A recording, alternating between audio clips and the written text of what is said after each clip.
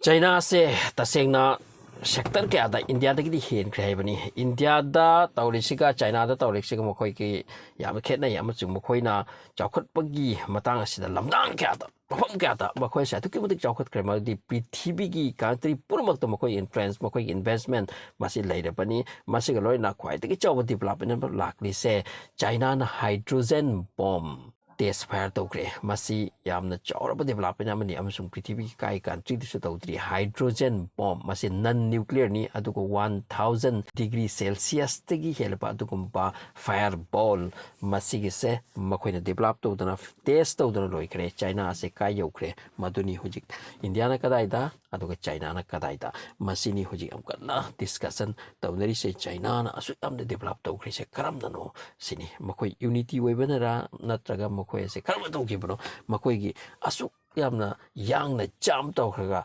super power ki phibam lom de chakri se masini hujik Prithibi ne ngaknakhre se so atom bomb di hujik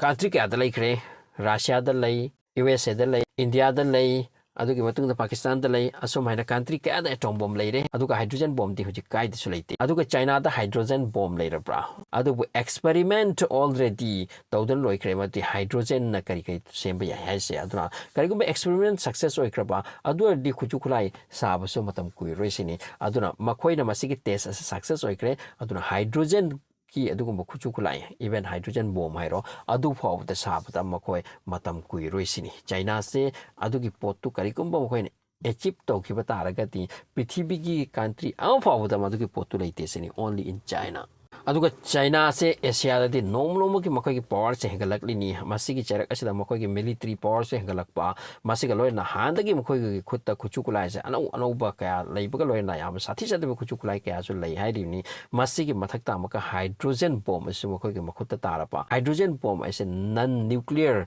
aduga bomb ni nuclear ka mana ponte masina radioactive mangon di yaudi sini aduga hydrogen bomb se yam satena devastation ohelle hydrogen bomb amakari kum pokhai khraga di masi amakta pokhai ki ma thawni hairi atuga afam area kaya matang pokhai duna haka chat khi hai atuga type ke dung khuchu khulai ni hairi so masi ki pot se ma makhoi makhuta muk leisilak laba adoi di China bu that ka da badung country se Asia da tana Europe da India Prithibi da lai roi Russia se chawkhat khre hai ni amasung makhoi khuchu khulai kya dang even Europe ki country purmak tagi USA da lai riba asidagi Europe amadi USA pulaga so makhoi da lai riba asidagi hena yamdi hairi padung Russia madura fawta ngamdraba khujukulai ni hojik China na tawrabise tuna China se nomnatre nomudi super power oikebasi da basi thatpa ngamgani habasi thajaraktre yam sathina makhoi se wanga kadoriya hydrogen bomb test asin Prithibi yakek lawat khre aduga 1000 degree celsius ke aduga fireball use to kadori hairi aduga masi karigumba war singda use to rakpatara di war ase nuclear bomb se di langthokraga atopa side amada war gi mairam si on kragani haibo phom se masu haineriye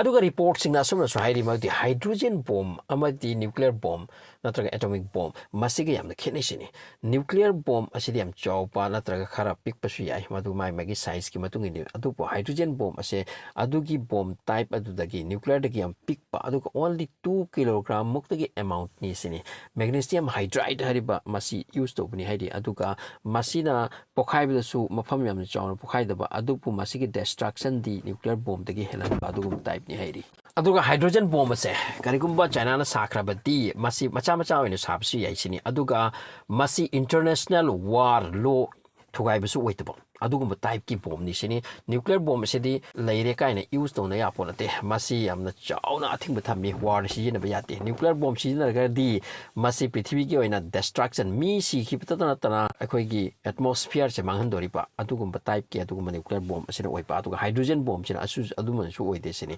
yamna satina radioactive ama masu yaudaba aduga destruction di oi pa aduga international war ki lo su kai daba adugumba modari aduna China na masi pai ba hokhraga di Prithibi ki war thingba adugumba wafam amatta violate tawdana masi use tora kanin masi big na sabiai chawna su sabiai aduga magi destruction ase yam sathina kanba adugi mongdani hai China se momong tawdori aduga Prithibi na tawbangam daba thabak kani makoina paikhalak lise hydrogen ki matang ase masi makoi gi khutana ahan bari dai kai da su leite sini makoi gi scientist ase atop dai tam da bragang de makoi masana tamang makoi masana development tawrida ꯀꯃꯥꯏꯅ ꯇꯧꯔꯤꯅꯣ ꯈꯪꯗꯦ ꯆꯥꯎꯈꯠꯄ ꯀꯟꯇ꯭ꯔꯤꯗ ꯃꯈꯣꯏꯅ ꯍꯦꯟꯅ ꯆꯠꯈ꯭ꯔꯤꯁꯦ